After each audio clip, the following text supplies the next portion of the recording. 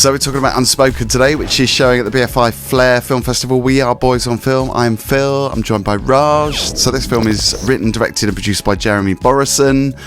It's about a closeted teenager who is Noam, who is played by Charlie Korman. In an Orthodox community, finds a love letter from before the Holocaust written to his grandfather by another man. Discovers that he might not be alone with the help of his high school crush. He sets out to find the mysterious author of this letter and uncover both his grandfather's identity as well as his own. So much to talk about, Raj, this film. Yeah, it was quite it kind of had a lot of twists and turns for being an almost comedic movie, actually. I was quite surprised because the trailer made it look kind of very mysterious and serious. And it certainly got both, I think, and like the other film we were talking about, What a Feeling, I don't think it is jarring because I think it does have a lot of comedy. It felt to me a little bit in places a bit like Booksmart. It had that feel about it. It certainly had that sarcasm and the kind of deadpan delivery like Booksmart.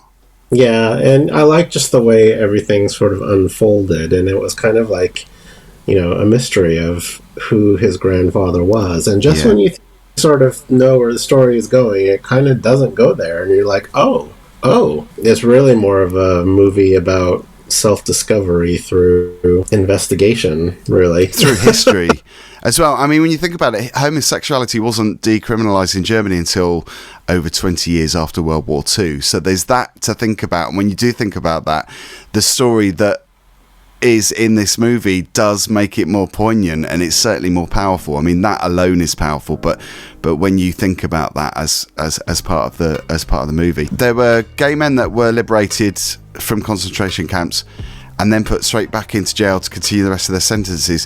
When you have that context, I think it delivers, and also it makes you feel like you want to find out more about that if you don't know about that history lesson in itself, which is hugely important, especially when you think about LGBT culture and history. It's interesting to see it through the prism of, young Jewish kids and, going to I assume a Jewish high school, and just learning sort of what their everyday experience is about what they're taught, what their education is. And I've never really seen that on film before, so that it was really fresh for me. And, again, it doesn't take itself so seriously, like all the, even the traditional Jewish family traditions. There's a wedding going on during all this, and, even the, traditions seem a bit lighthearted and real. From that aspect, I kind of just wanted to know more about, what, how Jewish people live and what their traditions are. And, I just loved it being told from that prism of a young gay Jewish kid trying to find himself through finding out about his grandfather and history. You got so many great characters in this as well, because you've got Noam the lead, you got the girl he's seeing who's Miriam, who's played by Liz Richmond. You've got the mother who seems quite dominant, quite controlling. She's played by Katherine Kamhi. And the sassy gay classmate who I thought was hilarious. He's really confident and really out. And obviously Noam's not out. He's just discovering, that he's gay. The best friend also is quite kind of goofy, but very loyal. Yeah. So you've got some great characters, really good character development. That I think it's their story as much as his, which is great. It's not just about him.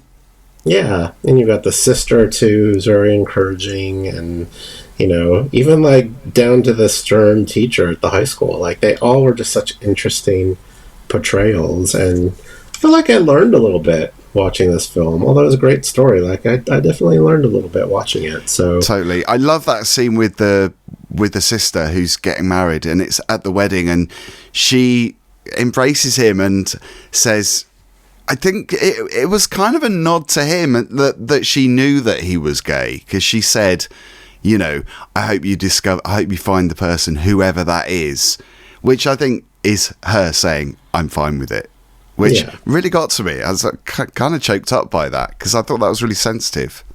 Yeah, totally.